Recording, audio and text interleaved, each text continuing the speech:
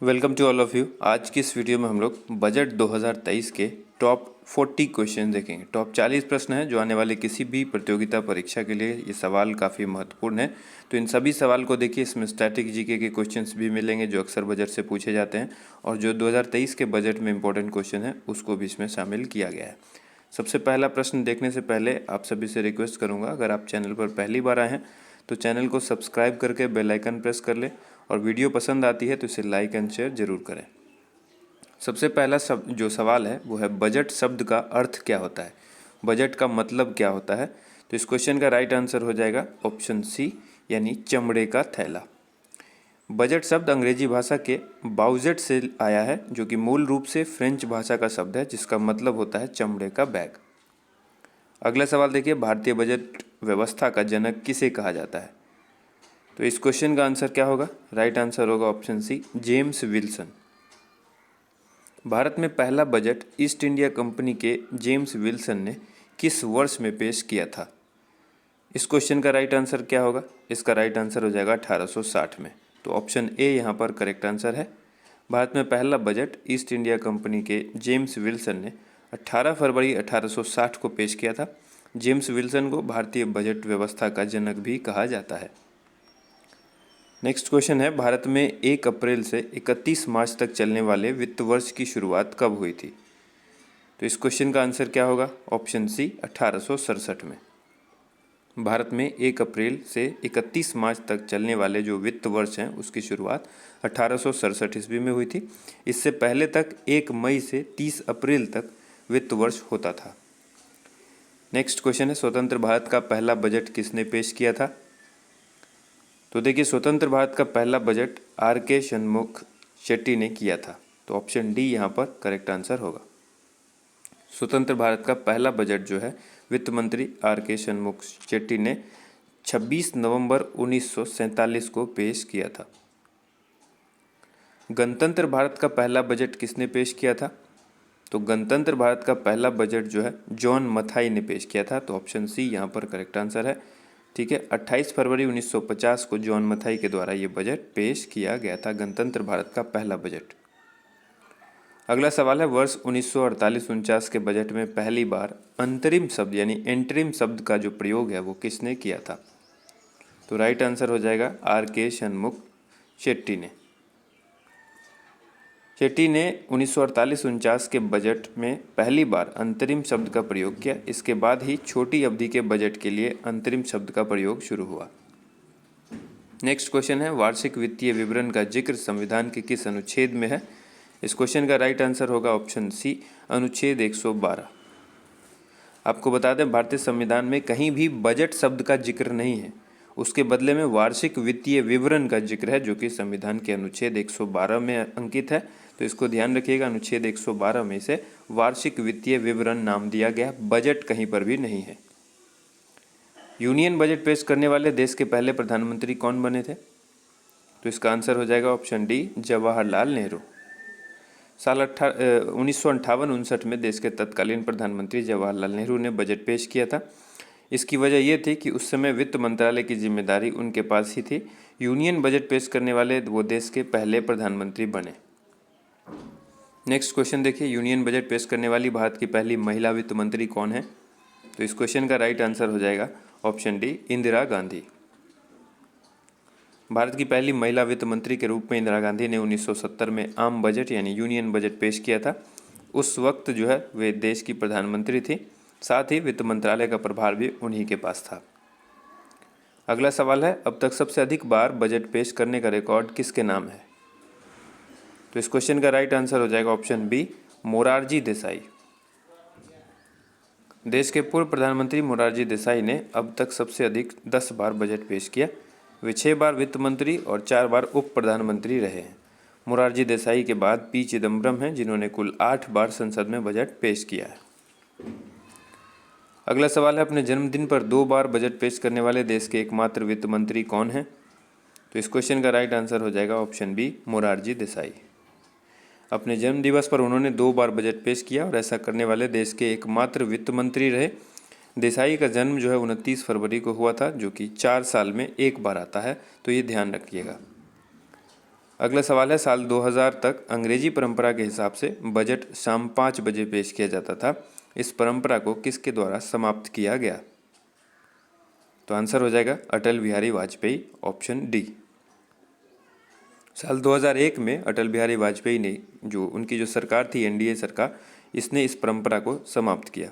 उसके बाद से सुबह 11 बजे संसद में बजट जो है वो पेश करने की परंपरा शुरू हो गई।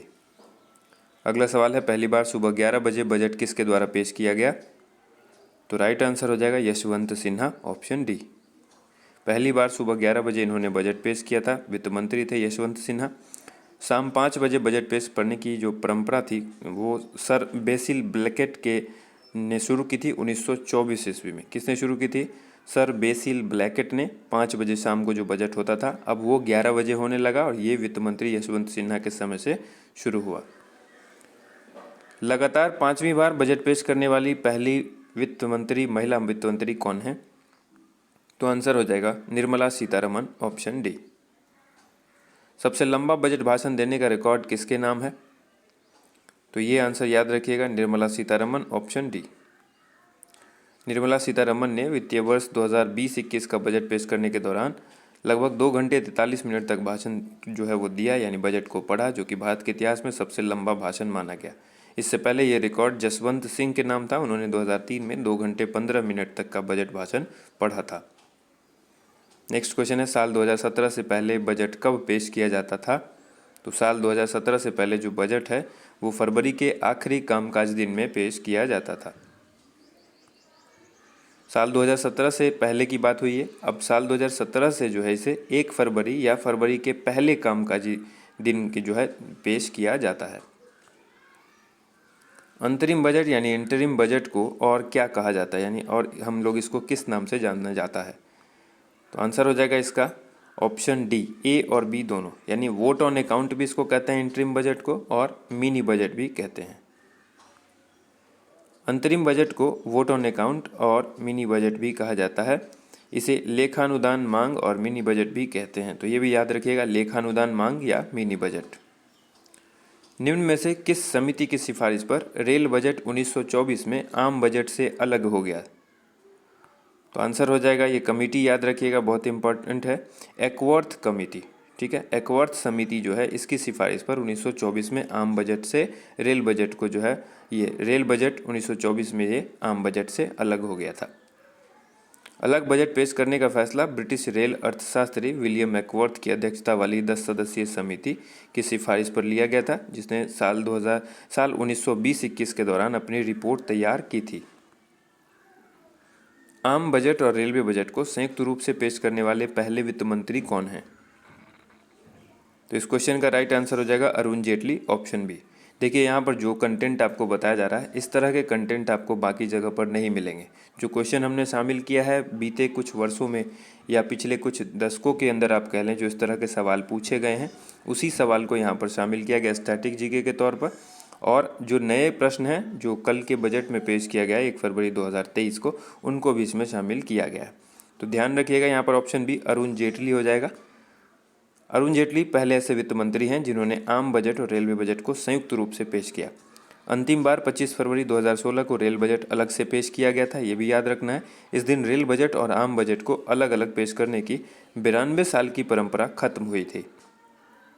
नेक्स्ट क्वेश्चन है, आज़ाद भारत का पहला पेपरलेस बजट कब पेश किया गया था? तो ये किया गया 2021 में। हर साल केंद्रीय बजट के दस्तावेज वित्त मंत्रालय की प्रेस में प्रिंट होते हैं, जबकि 2021 में पेपरलेस बजट पेश किया गया था। 2023-24 का बजट किसके द्वारा पेश किया गया है? तो आंसर हो जाएगा ऑप्शन डी, निर्मला सीतारमण, जो भारत की वित्त मंत्री हैं। वित्त मंत्री रहते हुए निर्मला सीतारमण ने कितनी बार आम बजट पेश किया है? तो इस क्वेश्चन का राइट आंसर हो जाएगा ऑप्शन डी, 5 बार। वर्तमान में वित्त राज्य मंत्री कौन है? ये भी सवाल पूछा जाता है। तो देखिए, पंकज चौधरी और भागवत किशन राव कड़ाड, ये दोनों ही वित्त राज्य मंत्री हैं, तो इसको याद रखिएगा। वर्तमान में मुख्य आर्थिक सलाहकार कौन है? तो भारत के मुख्य आर्थिक सलाहकार कौन है? ऑप्शन बी यहाँ पर वी अनंत नागेश्वरन, यानी डॉक्टर वी अनंत नागेश्वरन करेक्ट आंसर हो जाएगा, ऑप्शन बी। इसके बाद सवाल है, वर्तमान में भारत के वित्त सचिव कौन है? तो भारत के वित्त सचिव जो वर्तमान में है वो है टीवी सोमनाथन। 2023 में भारतीय रेलवे के लिए कितने लाख करोड़ रुपए की पूंजी परिव्यय आवंटित की गई है? तो रेलवे के लिए जो रकम आवंटित की गई है वो है 2.4 लाख करोड़ रुपए। ठीक है, 2.4 लाख करोड़ रुपए की जो पूंजी है वो रेलवे के आवंटित की गई है। एमएसएमई के लिए ऋण गारंटी योजना को नवीनीकृत करने के लिए यानी नवीकृत करने के लिए बजट 2023-24 में कितने करोड़ रुपए का प्रावधान किया गया है? इस क्वेश्चन का राइट आंसर हो जाएगा 9,000 करोड़ रुपए यानी ऑप्शन ए। इसके बाद क्वेश्चन है बजट 2023-24 के अनुसार आईटीआर के लिए संशोधित औसत प्रोसेसिंग समय, जो प्रोसेसिंग का टाइम है आईटीआर के लिए वो कितना रखा गया है? तो वो 16 दिन कर दिया गया है। ऑप्शन डी यहाँ पर करेक्ट आंसर होगा। इसके बाद देखिए 2023-24 के बजट में भारत के रक्षा क्षेत्र के लिए कितने रुपए आवंटित किए गए हैं?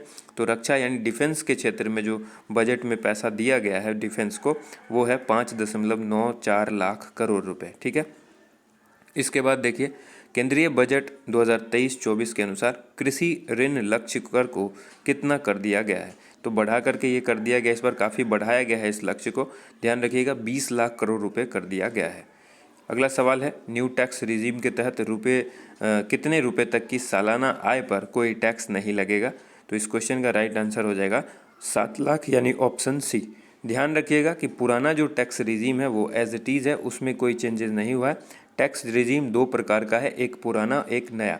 तो नया जो चुनेंगे वो पुराना नहीं चुन सकते हैं, जो पुराना चुनना चाहते हैं वो पुराने में कंटिन्यू रह सकते हैं, लेकिन उनको ये 7 लाख का बेनिफिट नहीं मिलेगा।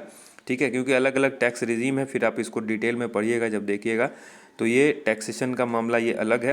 ध्यान इतना रखना है आपको कि न्यू टैक्स रिजीम के तहत जो है 7 लाख रुपए तक की सालाना आय पर कोई टैक्स नहीं लगेगा। तो ऑप्शन सी यहाँ पर करेक्ट आंसर होगा। 2023-24 के बजट में रेलवे के लिए कितने लाख रुपए आवंटित किए गए हैं? तो रेलवे को जो रकम मिली है 2023-24 के बजट में वो मिला है 2.41 लाख करोड़ रुपया। ठीक है, इसके बाद देखिए अगला सवाल यहाँ पर है पीएम आवास योजना के अंतर्गत कितने करोड़ रुपए तक के बढ़ाने का प्रावधान किया गया है? तो पीएम आवास योजना के अंतर्गत जो रुपये बढ़ाए गए हैं वो कितने करोड़ रुपए हैं? आंसर हो जाएगा 79,000 करोड़ रुपए। ठीक है, इसके बाद देखिए 2023-24 का बजट कुल कितने रुपए का बजट है? तो टोटल बजट का अमाउंट भी पूछा जाता है कि 2023-24 में जो बजट पेश किया गया उसकी टोटल रकम कितनी है, वो बजट कितने रुपए का था? तो आंसर होगा 45.03 लाख करोड़ रुपए का। इसके बाद देखिए बजट 2023-24 के अनुसार कितने नर्सिंग कॉलेज की स्थापना की जाएगी? तो आंसर हो जाएगा 157, ऑप्शन सी। बजट 2023-24 के अनुसार राज्य को कितने रुपए की वित्तीय सहायता दी जाएगी? जो राज्यों को वित्तीय सहायता दी जाएगी 2023-24 बजट के अनुसार वो रकम बतानी है आपको। तो 3.24 लाख करोड़ रुपए यानी ऑप्शन सी। इसके बाद देखिए केंद्रीय बजट 2023-24 के अनुसार 5G सेवा के विकास के लिए कितने लैब की स्थापना की जाएगी? तो ये लैब जो बनेंगे कितने बनेंगे? आंसर होगा 1000 लैब। तो ऑप्शन सी यहाँ पर करेक्ट आंसर है। इसके बाद देखिए प्रधानमंत्री किसान सम्मान निधि जो कि पीएम किसान योजना आप कहते हैं, तो इस योजना के लिए कितने करोड़ रुपए का प्रावधान किया गया है इस बजट में 2023-24 वाले बजट में? तो आंसर हो जाएगा इसमें जो रकम की दी गई है 60,000 करोड़ रुपए दी गई है। तो ऑप्शन सी यहाँ पर करेक्ट आंसर होगा। बहुत ही इंपॉर्टेंट सवाल है ये।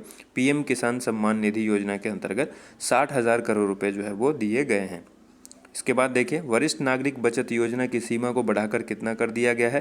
तो वरिष्ठ नागरिक बचत योजना जो है इसकी सीमा को बढ़ा करके 9 लाख रुपया कर दिया गया है, जो कि पहले ये 4.5 लाख रुपया था, यानी सीधे इसको डबल कर दिया गया है। तो ऑप्शन सी यहाँ पर ऑप्शन डी यहाँ पर 9 लाख रुपया याद रखिएगा। इसके बाद देखिए केंद्रीय बजट 2023-24 के अनुसार नेशनल हाइड्रोजन मिशन के लिए कितने रुपए का आवंटन किया गया है?